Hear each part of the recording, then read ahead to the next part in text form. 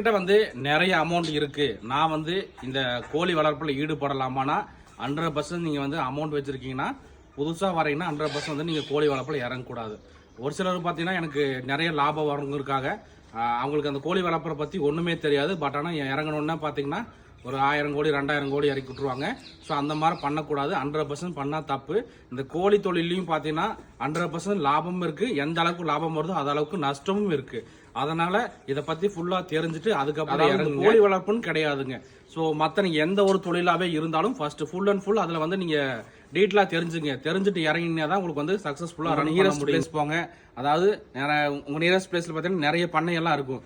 So அங்க போய் ஒரு மாசத்துக்கு அந்த பண்ணையில அவங்க என்ன பண்றாங்க, என்னென்ன காலையில் என்ன பண்றாங்க, மத்தியானம் என்ன பண்றாங்க, அது டீட்டெயில் எல்லாமே ஒரு மாசம் கேதர் பண்ணுங்க. ஸோ அப்படி பண்ணீங்கன்னா உங்களுக்கு ஒரு அளவுக்கு ஐடியா கிடைக்க வாய்ப்பு. அமௌண்ட் இருக்குன்னு சொல்லிட்டு எந்த ஒரு பிசினஸுமே இறங்காதீங்க.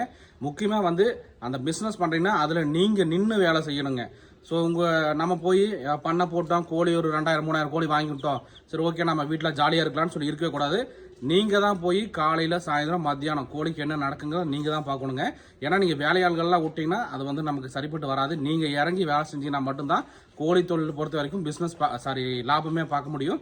ஸோ இந்த மாதிரி கோழி சம்மந்தமான டீட்டெயில் தெரிஞ்சுக்கணும். நம்மளை மறக்காமல் ஃபாலோ பண்ணிக்க நண்பா. இந்த வீடியோ பிடிச்சா லைக் பண்ணுங்கள். ஓகே நண்பா, தேங்க்யூ.